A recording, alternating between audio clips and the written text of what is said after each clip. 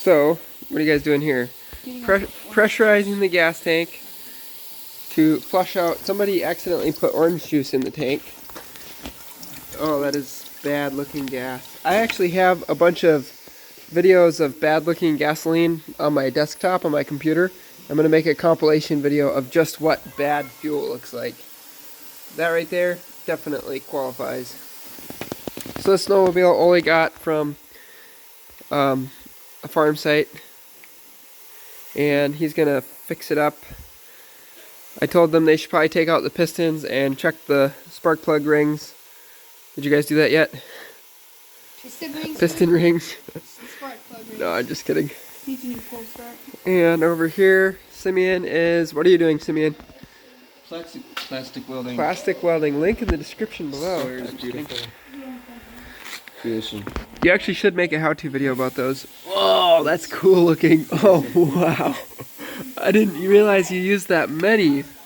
I mean, if you want... Dude, check it out. Look at all those plastic staples. That's really impressive. I probably would have put like 4. That's a lot of them.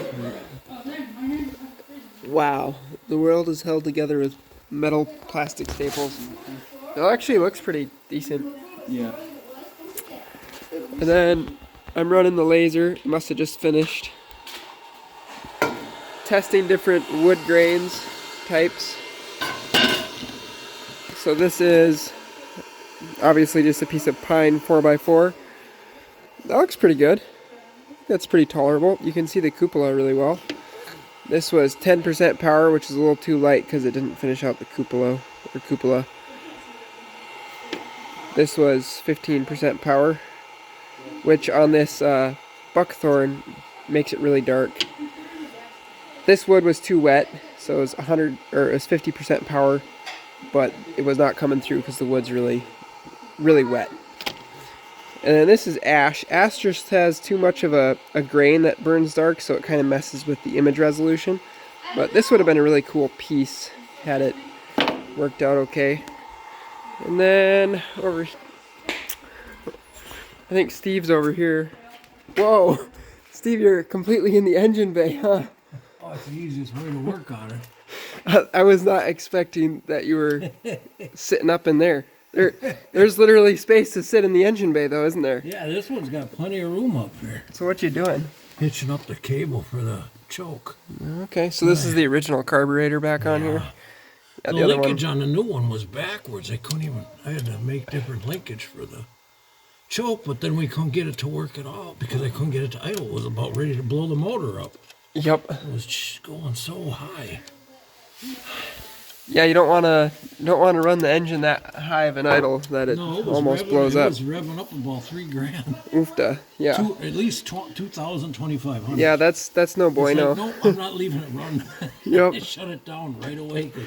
I'm not gonna blow this baby up. If we just put some pedals in there, you could just ride up in here and pedal it like the Flintstones, you know. Somebody started up right now, I'd be having a heart attack. Oh boy. Fans right there. That's crazy that there's enough space you can just sit in there. For a second when I came around, I was like, oh, I guess Steve isn't over here, but you are. You're just in quite the predicament. Trying to figure out how to mount this now. So anyway, that's what's happening. I think Johan's outside. Let's go see what he's doing. Johan what are you doing? I'm European mounting Connor steer. That is very disgusting It's in its most disgusting stage. Pressure washing all the flesh off. Ooh. Yep, that's gross.